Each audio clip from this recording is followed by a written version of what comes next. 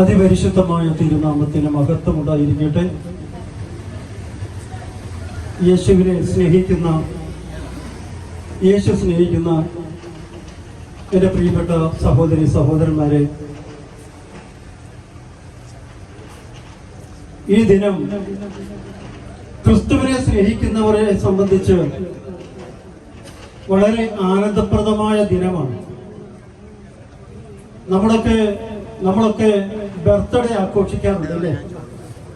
അതുപോലെ സഭയുടെ പിറന്നാൾ ദിനമാണിന്ന്. സങ്കീർത്തനം 4:7 ഇങ്ങനെ പറയുന്നു: വീഞ്ഞിന്റെയും ധാന്യത്തിന്റെയും സമൃദ്ധിയിൽ അവർക്കുണ്ടായതിലേറെ ആനന്ദം അങ്ങ് എൻ്റെ ഹൃദയത്തിൽ നിറച്ചിരിക്കുന്നു. പ്രിയപ്പെട്ടവരെ, ഞങ്ങൾ ഏതാനും സഹോദരി സഹോദരങ്ങള് ഈ സായങ്കാലത്ത് ഈ തലയാട് ഈ പ്രദേശത്ത് അനേക സ്ഥലങ്ങളിൽ വന്നു ഇരിക്കുന്നത് ഞങ്ങളുടേതായ സന്തോഷത്തിന്റെ ആനന്ദത്തിന്റെ പൂർണ്ണതയിലാണ്. കാരണം ക്രിസ്തു ആരാണെന്ന് അറിയുന്നവനാണ് ആനന്ദത്തിന്റെ പൂർണ്ണത അനുഭവിക്കുന്നത്. ക്രിസ്തു ആരാണെന്ന് അറിയുന്ന നിമിഷം വരെയും അവൻ ഈ ലോകം നൽകുന്ന ദുഃഖങ്ങളുടെ, അരുതായികളുടെ, വേദനകളുടെ ഒക്കെ മധ്യത്തിലാണ്. എന്നാൽ ക്രിസ്തുവിനെ ഒരു വ്യക്തി അറിയുമ്പോൾ ആ നിമിഷം മുതൽ അവൻ ആനന്ദത്തിലാണ്. സങ്കീർത്തകൻ ഇങ്ങനെ പറയുന്നുണ്ട്: അങ്ങയുടെ സന്നിധിയിൽ ആനന്ദത്തിന്റെ പൂർണ്ണതയുണ്ട്, അങ്ങയുടെ വലതു കൈയിൽ സമാധാനത്തിന്റെ പൂർണ്ണതയുണ്ടെന്ന്. മനുഷ്യൻ ഇതിൽ കവിഞ്ഞ മറ്റെന്തെങ്കിലും വേണോ? മനുഷ്യൻ ഇതിൽ കൂടുതൽ മറ്റെന്തെങ്കിലും ആഗ്രഹിക്കാനുണ്ടോ? അതെ, യേശുവിൽ വിശ്വസിക്കുന്നവർക്ക് ലഭിക്കുന്ന ഏറ്റവും വലിയ സന്തോഷവും ആനന്ദവും ഒക്കെ ഇതാണ്. കാരണം യേശുവിൽ ഒരു വ്യക്തി വിശ്വസിക്കുമ്പോൾ അവനറിയാം, ഒരമ്മയുടെ കരുതലോടെ, അപ്പന്റെ കരുതലോടെ തന്നെ സ്നേഹിക്കുന്ന, തന്നെ വഴി നടത്തുന്ന ഒരു രക്ഷകൻ തന്നോട് കൂടെയുണ്ടെന്ന്. അതേ പ്രിയപ്പെട്ടവരെ, അതാണ് ക്രിസ്തു വിശ്വാസിയുടെ ആനന്ദവും സമാധാനവും. കാരണം ഒന്നിനെ കുറിച്ചും ഭയപ്പെടാനില്ല എന്നുള്ളത് തന്നെ. ഇന്ന് സഭ പെന്തക്കോസ്ത് തിരുനാൾ ആഘോഷിക്കുമ്പോൾ ആ പെന്തക്കോസ്ത് ദിനം മുതൽ ലോകത്തിൽ ലക്ഷങ്ങൾ ക്രിസ്തുവിനെ പ്രതി മരിച്ചിട്ടുണ്ട്. ക്രിസ്തുവിനെ അനുഭവിച്ചറിഞ്ഞവരെല്ലാം ഈ ലോകത്തെ അല്ല സ്നേഹിച്ചത്, പിന്നെയോ തങ്ങൾക്ക് നിത്യമായ ഒരു ജീവിതമുണ്ടെന്നും ആനന്ദപ്രദമായ പറഞ്ഞറിയിക്കാൻ വയ്യാത്ത വിധത്തിലുള്ള സമാധാനത്തിന്റെ മേഖലയുണ്ടെന്നും അവർ തിരിച്ചറിഞ്ഞു. നിങ്ങൾക്കറിയാമോ ഇല്ലയോ എന്ന് ഞങ്ങൾക്ക് അറിഞ്ഞുകൂടാ. സഭയുടെ ചരിത്രം പഠിക്കുമ്പോൾ 1-ാം നൂറ്റാണ്ട് മുതൽ സഭ എത്രമാത്രം പീഡിപ്പിക്കപ്പെട്ടു എന്ന് ആ ചരിത്രം നമ്മെ പഠിപ്പിക്കുകയാണ്. ലോകത്തിൽ മറ്റൊരു മതവിശ്വാസിയും ഇത്രമാത്രം പീഡിപ്പിക്കപ്പെട്ടിട്ടില്ല. ബ്രദർ മനോജ് പറഞ്ഞു, ക്രിസ്തുവിന്റെ കാലത്ത് റോമ സാമ്രാജ്യമായിരുന്നു ഉണ്ടായിരുന്നത്. ക്രിസ്തുവിനെ ഇല്ലാതാക്കുവാൻ, അവന്റെ അനുയായികളെ ഇല്ലാതാക്കുവാൻ വേണ്ടി റോമ സാമ്രാജ്യം 4 നൂറ്റാണ്ട് കാലക്കാലം ഭഗീരഥ ശ്രമം ചെയ്തു.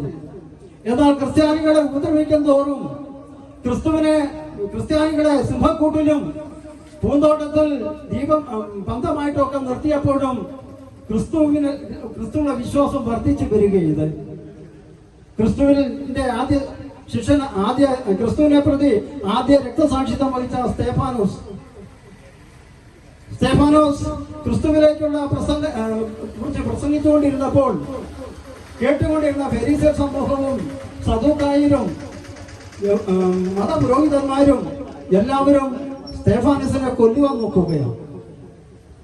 അതേ പ്രിയപ്പെട്ടവരെ, അന്നും ഇന്നും ക്രിസ്തുവിനെ പ്രതി അനേകായിരങ്ങൾ മരിച്ചുകൊണ്ടിരിക്കുക. ഇന്നും ലോകത്തിന്റെ പല ഭാഗത്തും അങ്ങനെ സംഭവിച്ചുകൊണ്ടിരിക്കുകയാണ്. എന്നാൽ ഞങ്ങളെ കേൾക്കുന്ന ആർക്കെങ്കിലും ഒരു ക്രിസ്തു അനുഭവം ഉണ്ടായാൽ ആ നിമിഷം മുതൽ അവൻ ഈ ലോകത്തെ സ്നേഹിക്കുകയില്ല കേട്ടോ. തിരുവചനം പറയുന്നു, ഈ ലോകത്തിലുള്ളവയോ സ്നേഹിച്ചാൽ പിതാവിന്റെ സ്നേഹം അവനിൽ ഉണ്ടായിരിക്കുകയില്ല എന്ന്. അതെ പ്രിയപ്പെട്ടവരെ, അവന് വ്യക്തമായ ലക്ഷ്യമുണ്ട്. ക്രിസ്തുവിനെ അറിയുന്ന ഒരു വ്യക്തമായ ലക്ഷ്യമുണ്ട്. അതുകൊണ്ടാണ് അവൻ എല്ലാ പീഡനങ്ങളെയും അതിജീവിച്ച് മുന്നോട്ട് പോകുവാൻ തന്നെ സമർപ്പിക്കുന്നത്. തിരുവചനം ഇങ്ങനെ പഠിപ്പിക്കുകയാണ്. പൂർവ്വകാലങ്ങളിൽ പ്രവാചകന്മാർ വഴി നമ്മോട് സംസാരിച്ചു. എന്നാൽ ഈ അവസാന നാളിൽ തന്റെ പുത്രൻ വഴി നമ്മോട് സംസാരിച്ചിരിക്കുന്നു. അതെ, അതാണ് ക്രിസ്തുവിന്റെ വചനം. പുത്രൻ സംസാരിച്ചതിനേക്കാൾ ഉപരി മനുഷ്യന്റെ ഏതൊരു ജീവിതാവസ്ഥയെ കുറിച്ചും പറഞ്ഞു തരാൻ മറ്റൊരുത്തരുമില്ല. ആരെങ്കിലും വന്നിട്ടുണ്ടെങ്കിൽ അവനെ നാം കാണേണ്ടത് കള്ള ക്രിസ്തുവായിട്ടാണ്. കാരണം അവനൊരിക്കലും നമ്മുടെ ആത്മരക്ഷിച്ച് ഉതകുന്നത് ഒന്നും ചെയ്യാൻ കഴിഞ്ഞിട്ടില്ല എന്നുള്ളതാണ്. കാരണം ക്രിസ്തുവിൽ മാത്രമാണ് മനുഷ്യത്വത്തിന്റെ പൂർണ്ണതയുള്ളത്. അല്ലെങ്കിൽ നിങ്ങൾ ഏതെങ്കിലും ലോകത്തിലെ ഏതെങ്കിലും മഹത് വ്യക്തികളെ കുറിച്ച് പഠിച്ചു നോക്ക്. ക്രിസ്തുവിനൊത്ത പുരുഷൻ മനുഷ്യൻ ആര് ലോകത്തിൽ ജനിച്ചിട്ടുണ്ട്? ആത്മാർത്ഥമായിട്ട് ചിന്തിക്കണേ, പഠിക്കണേ, എങ്കിൽ മാത്രമേ നമുക്കത് മനസ്സിലാക്കാൻ പറ്റൂ. അതെ, ക്രിസ്തുവിലൂടെ ലോകത്തിന് ലഭിക്കപ്പെട്ട ആ വലിയ വിശ്വാസം, അവനുള്ള പൂർണ്ണത, ആ പൂർണ്ണതയിലേക്ക് ഓരോ മനുഷ്യനും സൃഷ്ടിക്കപ്പെട്ടിരിക്കുന്നത്. അതുകൊണ്ടാണ് യേശു ക്രിസ്തു പറഞ്ഞത്, നിങ്ങളുടെ സ്വർഗസ്ഥനായ പിതാവ് പരിപൂർണനായിരിക്കുന്ന പോലെ നിങ്ങളും പരിപൂർണരായിരിക്കണം. ഓരോ മനുഷ്യനും പരിപൂർണതയിലേക്ക് കടന്നു വരുന്നത് എങ്ങനെയാ? ക്രിസ്തുവിലൂടെ ലഭ്യമാകുന്ന പാപക്ഷമ ലഭിക്കുമ്പോഴാണ് അവൻ അവിശുദ്ധനായി മാറുന്നത്. ലോകത്തിൽ ഒരു മനുഷ്യനും താൻ ചെയ്ത പാപത്തിന് പരിഹാരം ചെയ്യാൻ പറ്റുകയില്ല കേട്ടോ. എന്നാൽ നമുക്കൊരു രക്ഷകനുണ്ട്, അത് യേശു ക്രിസ്തു. അവന്റെ പാപപരിഹാര വിധിയാണ് പൂർണ്ണതയുള്ളത്. അവൻ വഴി മാത്രമേ മനുഷ്യനെ രക്ഷപ്പെടാൻ പറ്റുകയുള്ളൂ. അതുകൊണ്ടാണ് യേശു ക്രിസ്തു പറഞ്ഞത്, ഞാനാണ് വഴിയും സത്യവും ജീവനും, എന്നിലൂടെ അല്ലാതെ ആർക്കും പിതാവിന്റെ സന്നിധിയിലേക്ക് പോകാൻ പറ്റുകയില്ല എന്ന്. അതെ, യേശു ക്രിസ്തുവിലൂടെ മാത്രമേ ഏതൊരു മനുഷ്യനും രക്ഷയുള്ളൂ. ഏത് രക്ഷ? ആത്മരക്ഷ. യേശു ക്രിസ്തു ഇങ്ങനെ പറഞ്ഞു, ഒരു മനുഷ്യൻ ലോകം മുഴുവൻ നേടിയാലും നിന്റെ ആത്മാവ് നഷ്ടമാവുകയാണെങ്കിൽ അതുകൊണ്ട് നിനക്ക് എന്ത് നേട്ടം? ഈ ലോകത്തെ മുഴുവൻ കൊടുത്താലും അവന്റെ ആത്മാവിന് പകരമാകുമോ? അതേ പ്രിയപ്പെട്ടവരെ, നമ്മുടെ ആത്മാവ് അത്രമാത്രം വിലയുള്ളതാണ് കേട്ടോ. ഈ വിലയുള്ള ആത്മാവിലെ അങ്ങനെയാണ് നമ്മിലേക്ക് നിക്ഷേപിച്ചെന്ന് അറിയാവുന്ന ദൈവം ആ ആത്മരക്ഷയ്ക്ക് വേണ്ടി തന്നെ മോചനം ദൃഢമാക്കിക്കൊണ്ട് നമ്മെ രക്ഷിക്കുകയാണ്. ഇതിനു മുമ്പ് പറഞ്ഞ പ്രാസംഗികർ പലരും പറഞ്ഞു നമ്മുടെ പാപാവസ്ഥയെക്കുറിച്ചും പാപം എങ്ങനെ കടന്നു വന്നു എന്നതിനെ കുറിച്ചും. ഞാൻ അതിനെക്കുറിച്ചൊന്നും പറയുന്നില്ല പ്രിയപ്പെട്ടവര്. പക്ഷേ പാപക്ഷമ കിട്ടാത്ത ആർക്കും മരണശകം സ്വർഗത്തിൽ പോകാൻ പറ്റുകയില്ല കേട്ടോ. അതിനുവേണ്ടി ദൈവം ഒരുക്കിയ ഏക സംവിധാനം, ഞാൻ അത് അടിവരയിട്ട് പറയുന്നു.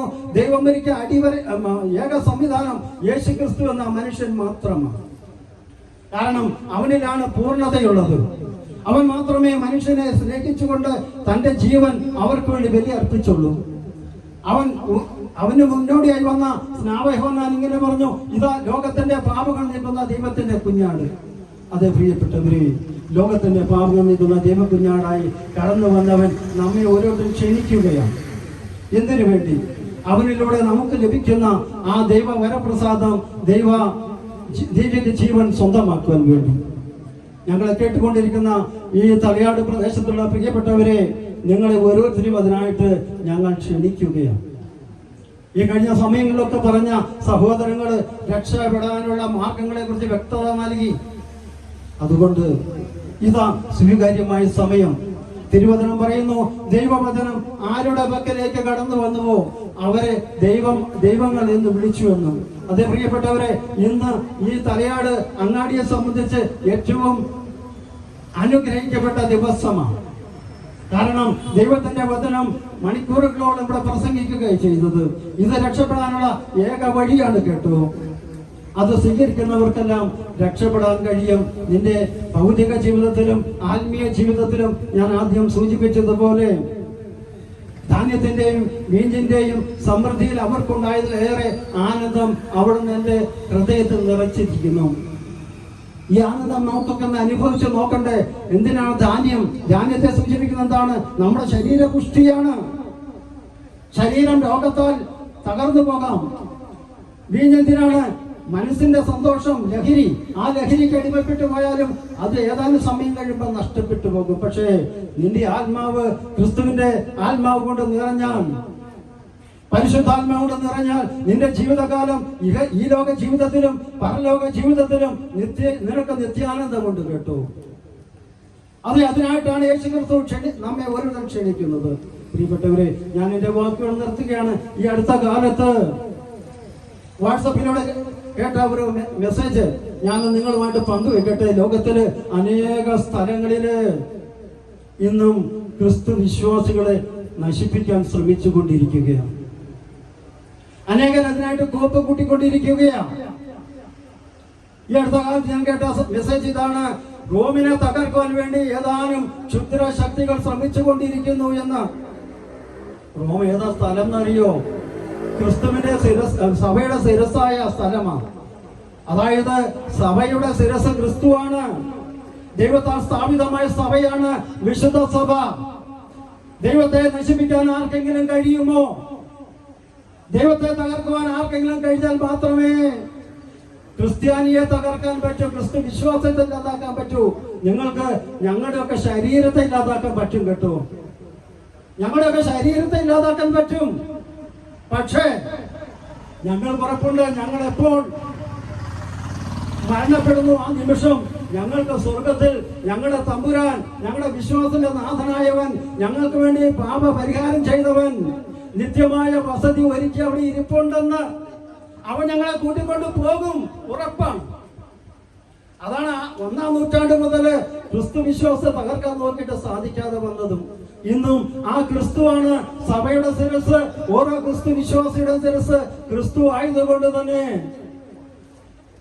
ലോകാവസാനത്തോളം ക്രിസ്തു വിശ്വാസത്തെ ഇല്ലാതാക്കാൻ പറ്റുകയില്ല എന്ന് ഈ തലയാർ അങ്ങാടിയിൽ വെച്ച് ഞാൻ പ്രഖ്യാപിക്കുകയാണ്. അതേ പ്രിയപ്പെട്ടവരെ, ക്രിസ്തു വിശ്വാസത്തെ ഇല്ലാതാക്കാൻ പറ്റുകയില്ല. കാരണം ക്രിസ്തു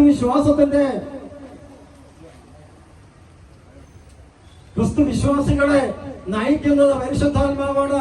അതിന്റെ ശിരസ് ക്രിസ്തുവാണ്. ക്രിസ്തുവിലൂടെയാണ് പരിശുദ്ധാത്മാവിനെ സകല മനുഷ്യരിലേക്കും ദൈവം അയച്ചത്.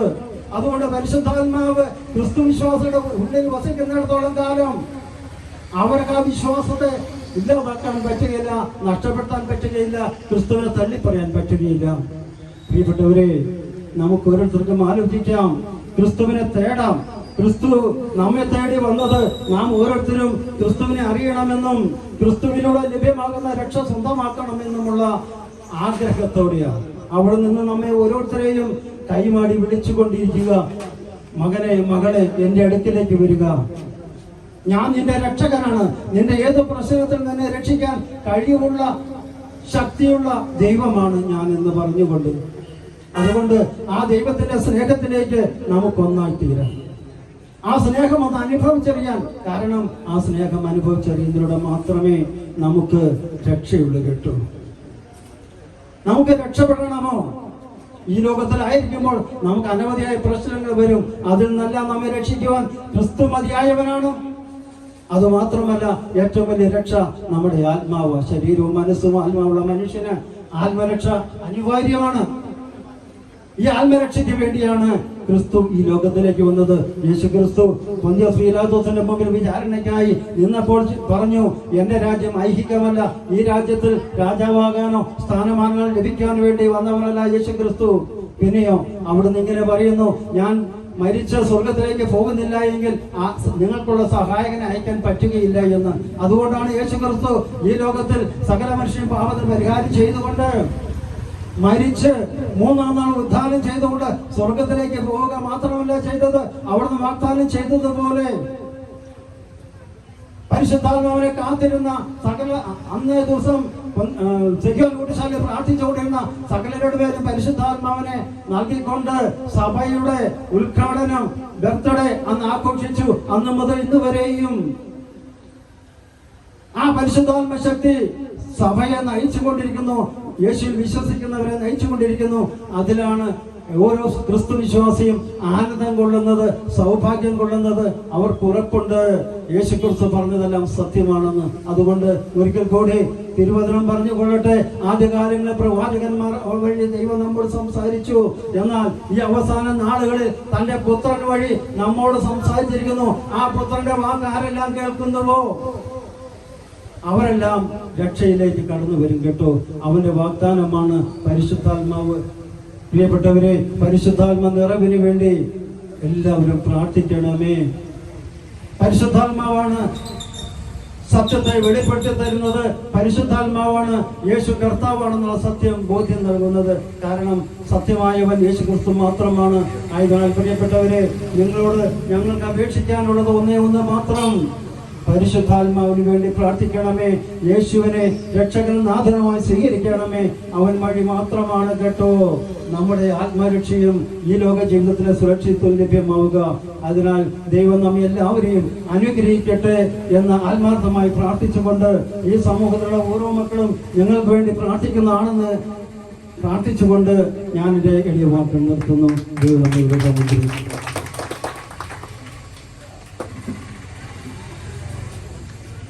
ഇന്നും നല്ല സുദീർഘമായ പ്രഭാഷണങ്ങൾ നടത്തിക്കൊണ്ട്